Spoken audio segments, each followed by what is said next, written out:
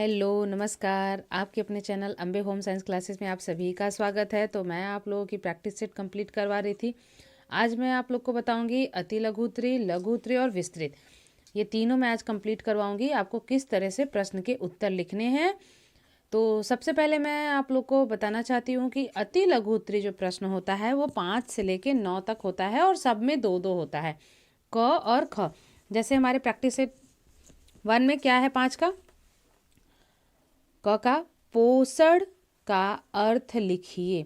आपको करना क्या है, 5 को मार्जिन लाइन के बाहर लिखना है, मार्जिन लाइन के अंदर क लिखना है और ऊपर जहाँ भी आपको लिखना है तो आप ऊपर ऐसे हेडिंग डाल दीजिएगा अति लघु उत्तरी प्रश्न।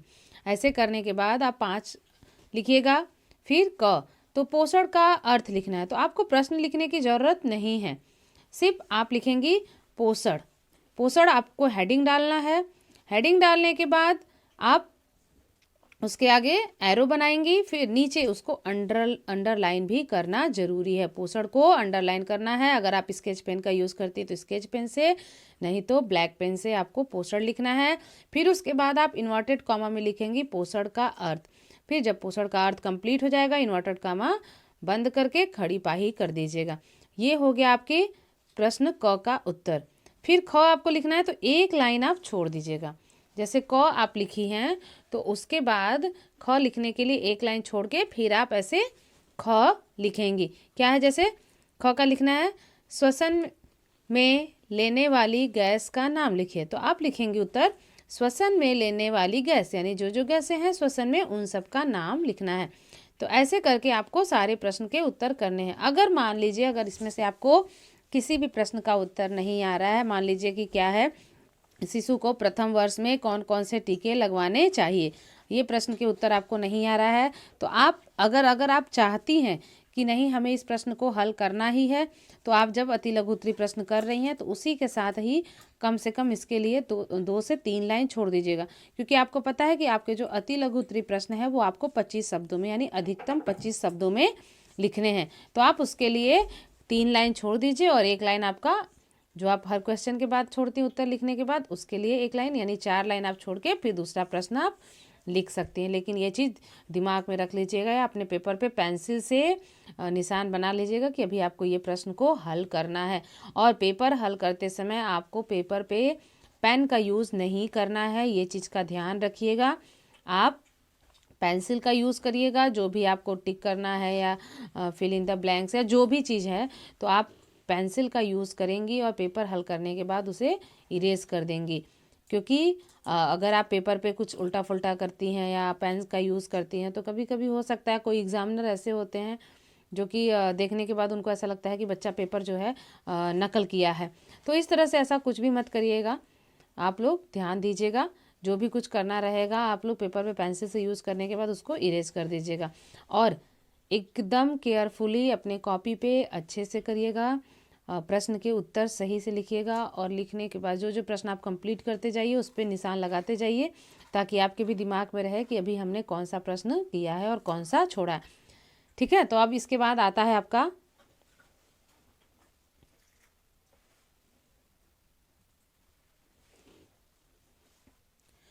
लघु उत्तरी प्रश्न। इसके बाद क्या है आपको लघु उत्तरी प्रश्न जो है वो आपका 10 से लेकर 14 तक है। इसमें भी 2-2 आपको रहेंगे और ये 2 नंबर का रहेगा। तो इसको आपको कम से कम 50 शब्द में लिखना है, यानी आप इसको मान लीजिए कि आपको आधा पेज तो अटेंड करना ही है। एक पेज में कोशिश करिएगा, अगर आप एक पेज में 3 कर सकती हैं तो 3 भी हो सकता है, कोई दिक्कत नहीं है, आपके 50 शब्द उसमें आराम से आ जाएंगे। तो आपको करना क्या है, जैसे मैं बता दूं, अति को तो आपको ऐसे ही लिखना है। अगर आपको पूछा है जैसे पोषण का अर्थ लिखिए, तो पोषण आपको हेडिंग डाल के उसके बारे में लिखना है। अब आपको लघु में कैसे लिखना है, क्या दिया है, उचित श्वसन के लिए आप किन बातों को ध्यान में रखेंगे। तो पहले आप क्या लिखेंगे, श्वसन, श्वसन किसे कहते हैं, ठीक है, श्वसन हेडिंग डाल के उसके बारे में 1-2 लाइन लिखिएगा।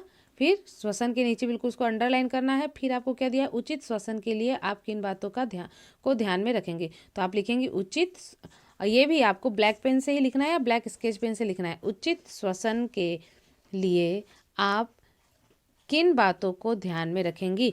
तो उचित श्वसन के लिए निम्नलिखित बातों को ध्यान में रखना चाहिए। ऐसे करके आप उसको अंडरलाइन कर दीजिएगा। फिर नंबर में लिखना है आपको, ऐसे नहीं कि आप बस ऐसे ही एक लाइन से दूसरे लाइन पर फटाफट फटाफट बस उसको ख़त्म कर, नहीं, आपको बातों पे ध्यान रखना पूछा है ना, तो आप number 1, number 2, number 3, number 4, number 5, minimum 5 आपको लिखना है। मैक्सिमम अगर आप 6-7 भी लिख सकती हैं तो कोई प्रॉब्लम नहीं है, 7 तक आप लिख सकती हैं।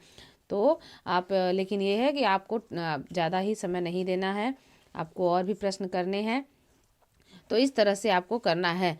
फिर उसके बाद है हार्मोन्स क्या है शरीर में, इसका क्या महत्व है। तो हार्मोन्स इसमें देखिए 2 चीज़ पूछा है, तो हार्मोन्स पे आपको 1 नंबर मिलेगा, शरीर में इनका क्या महत्व है इस पे 1 नंबर मिलेगा, यानी ये 2 नंबर का है, तो दोनों आपको लिखना है। पहले आप हार्मोन्स हेडिंग डालेंगे, हार्मोन्स के बारे में बताएंगे, उसके बाद फिर दूसरा आपका हेडिंग हो जाएगा शरीर में इनका क्या महत्व है। ठीक, तो इस तरह से आपको लघु उत्तरीय प्रश्न करना है। आप 5 मिनट से ज़्यादा समय मत दीजिएगा अपने लघु उत्तरीय प्रश्न के लिए। तो अब आइए मैं आप लोग को बताती हूँ आपके विस्तृत प्रश्न। विस्तृत प्रश्न में क्या है आपका 15 से लेके ये 18 तक रहेगा। और इसमें देखिए आपको सबसे अच्छी बात यह है कि आपको अथवा अथवा करके दिया रहता है, एक प्रश्न में 2-2 प्रश्न है, आपको जो सबसे अच्छे से आएगा आप उसी प्रश्न को अटेंड करिएगा और कोशिश करिएगा एक पूरा पेज भरिएगा।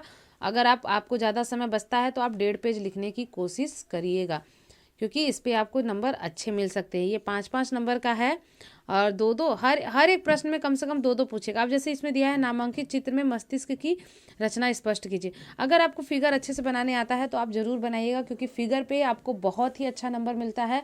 अगर आप फिगर अच्छे से बना लेते हैं और उसके जितने भी नाम है वो सही से लिखते हैं तो आपको पूरे में पूरा नंबर मिल जाता है।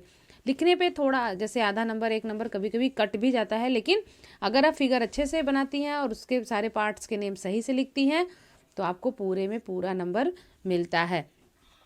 फिर अब जैसे देखिए इसमें क्या दिया, श्वसन अंगों का नामांकित चित्र बनाइए, फेफड़ों की रचना व कार्यों का वर्णन कीजिए। अब देखिए इसमें क्या क्या दिया है, आप ये तो क्वेश्चन एकदम मोस्ट इंपॉर्टेंट है, आप इस क्वेश्चन को बिल्कुल अच्छे से कंप्लीट कर लीजिएगा। मैं अभी आप लोग को बता दे रही हूँ, आप इन प्रश्नों को बहुत ही अच्छे से तैयार करिएगा। फेफड़े का चित्र बिल्कुल अच्छे से बनाना सीख लीजिए और श्वसन अंग का भी नामांकित चित्र कर बताया है तो आप उसको भी अच्छे से तैयार कर लीजिएगा। ये 2 फिगर तो आप एकदम अच्छे से ही तैयार करिए। तो इस तरह से आपको करना है, यानी नामांकित चित्र बनाना है, यानी श्वसन अंग का चित्र बनाना है, फिर फेफड़े की रचना बनाना है, फिर उसके कार्यों का वर्णन करना है। और ये है आपका कितना 5 नंबर का है। तो ऐसे करके 4 आपके विस्तृत प्रश्न हैं। और आप ये भी ध्यान रखिएगा विस्तृत प्रश्न में कभी कभी ऐसा होता है कि हमें दोनों नहीं आते हैं, तो जो दोनों नहीं आते हैं उन प्रश्नों को आप लास्ट के लिए छोड़ दीजिएगा। जो प्रश्न सबसे अच्छे से आएगा, अगर आपको मान लीजिए 16 आ रहा है आप 16 कर लीजिए, फिर आपको 18 आ रहा है तो आप 18 कर लीजिए, अगर 15 नहीं आ रहा तो आप 15 को लास्ट में करिए, लेकिन करना आपको सब है।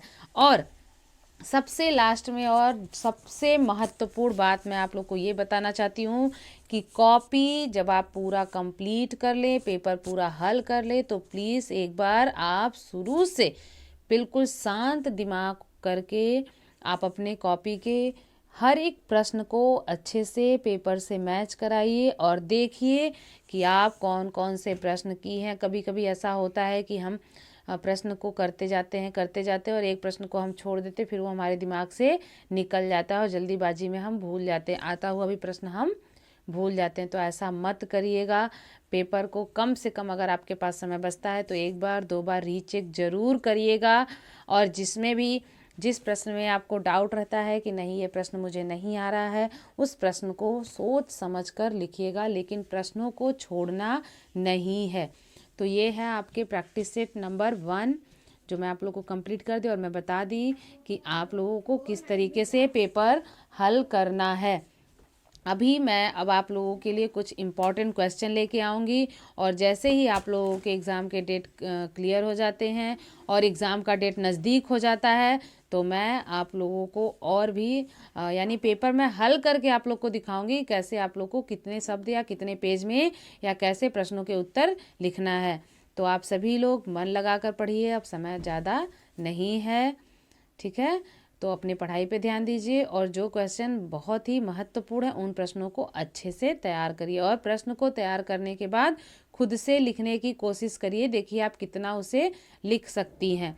तो इस तरह से अपनी पढ़ाई को बिल्कुल अच्छे से मन लगाकर आप लोग अपनी तैयारी करिए। और एक और बात मैं आप लोग को बताना चाहती हूँ कि आप लोगों का जो सब्जेक्ट आप लोग को लगता है कि मेरे लिए सब्जेक्ट बहुत कठिन है तो आप उस सब्जेक्ट को बहुत कम समय देती है, लेकिन ऐसा मत करिएगा, क्योंकि अगर अच्छे नंबर पाने हैं तो हर विषय में हमें फोकस करना बहुत ज़रूरी है। तो आप उस विषय पे थोड़ा ज़्यादा यानी विशेष ध्यान दीजिएगा और उसमें भी अच्छा करने की कोशिश करिए। आप सभी लोग अपना समय ज़्यादा से ज़्यादा पढ़ाई में लगाइए।